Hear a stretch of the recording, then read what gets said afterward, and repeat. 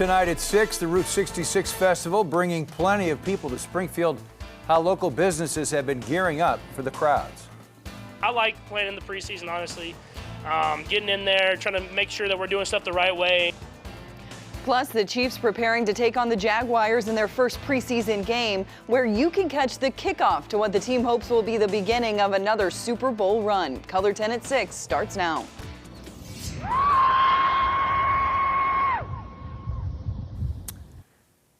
Heck of a note to start the 6 o'clock news on. That's scary, huh? That strange noise in Southwest Springfield is prompting people to call 911, thinking that a woman or even a child is screaming for help. Yeah, Springfield police have been sent out several times, but they say that noise always traces back to the Timken Belts facility on Battlefield Road. Color 10's Joshua Pineda is live outside the factory tonight after speaking with neighboring businesses. 12,000 customers are estimated to still be in the dark tonight after Tuesday's storms swept through the Ozarks. We're bringing you live team coverage on recovery efforts. Ozarks First Jared Henry and utility crews have been working all day and overnight to repair broken lines and power poles. Again, city utilities is down to about 12,000 outages from the peak of 50,000. That was on Tuesday morning. Parker, you spoke to several people trying to find alternative ways to get some electricity. All right, now to a first check of our forecast tonight. As storm cleanup efforts continue, we are getting a break from the rain today, but we may not be completely out of the woods just yet. Chief Meteorologist Jamie Warner is tracking when wet weather could move back in. Yeah, rain chances, they're going to be slow to wind down completely. We start at 5 with breaking news. A search underway for a man charged in connection to the death of 14-year-old Jackie Straley. This happened on West Farm Road 140 in Greene County, just west of the Springfield city limits. Ozarks First Jared Henry is live outside the home tonight near where her body was found, detailing what we've learned. Tornadoes have broken out in South Florida ahead of Milton's arrival. The dangerous rotating thunderstorms that come with hurricanes can produce tornadoes. More than 12 million people were under tornado warnings in Florida earlier today. At least 50 warnings have been issued. This is a live look here at Naples, Florida, as that area braces for the storm that will bring life-threatening winds and at least several feet of storm surge. And we know many of us here in the Ozarks have people we care about in Florida right now. That's why we're checking in with Chief Meteorologist Jamie Warner on the conditions our friends and loved ones could soon be facing. And Naples is well down the coast from where the eye is going to come ashore, and only about 4 to 5 hours from now.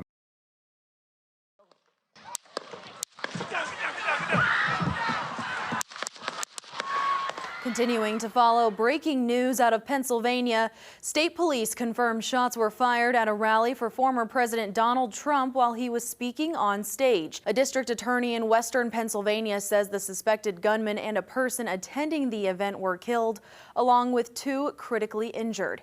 Donald Trump posted his own statement on Truth Social. He thanked the Secret Service and law enforcement for their quick response. He also gave his condolences to the family of the person that was killed at the rally. U.S. Senator from Missouri Josh Hawley also posting his own response on social media. He's calling on the Justice Department to release the shooter's identity and everything else they know about him. He goes on to say that this was an assassination attempt and the nation needs to know who did this. Missouri Governor Mike Parson posting on social media as well, calling on everyone to pray for Trump and his family, as well as everyone who is in attendance at the rally. The Secret Service put out a press statement this evening that gives us a little insight into where those shots came from. According to the Secret Service, the suspected shooter was on an elevated position outside of the rally venue.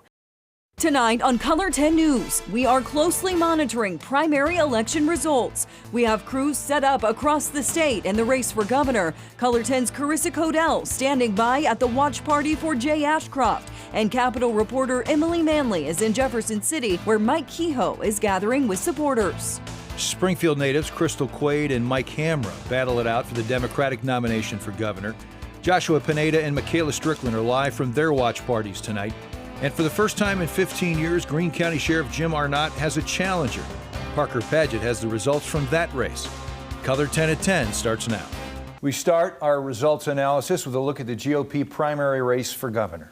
Right now, it appears Mike Kehoe will be the Republican nominee. We are getting word that Ashcroft and Eigel are currently making their concession speeches. Taking a look now at the results, 55% of the votes in and 40% of the votes going to current Lieutenant Governor Mike Kehoe. We begin at 6 with breaking news. Here is a live look at a breaking news scene in Springfield. 2 people have been found dead in a Springfield apartment. 3 former Ride the Ducks employees are still facing criminal charges. Last April, charges against Captain Kenneth Scott McKee and 2 supervisors, Curtis Lanham and Charles Baltzel, were dropped by a Stone County judge. But 2 days later, the Missouri Attorney General's office refiled 63 criminal charges against the 3 employees. And continuing our team coverage of this 5-year mark of the duck boat tragedy, we want to bring in meteorologist Tom Schmidt. You know, we had a thunderstorm warning for the Springfield area. That came at about 6:10. Voters are deciding on the future of America today. The polls will be open for 2 more hours tonight. As we await results on the races and issues voters are deciding on, Color 10 is bringing you team coverage. We have Color 10's Carissa Codell covering the race for Missouri governor. Our Joshua Pineda is watching the Senate race. Lines were long at polling places across Springfield today. This is a long line at one of Springfield's central polling locations. Voters lining up to cast their ballot at Great Southern Bank Arena. We have been checking in with election authorities throughout the day in counties across the Ozarks, and at last check, Greene County Clerk Shane Scholler let us know there have been a few minor electioneering issues workers have had to take care of today. First tonight, let's get an update on voter turnout from Color 10's Michaela Strickland. She's live at Great Southern Bank Arena in Springfield.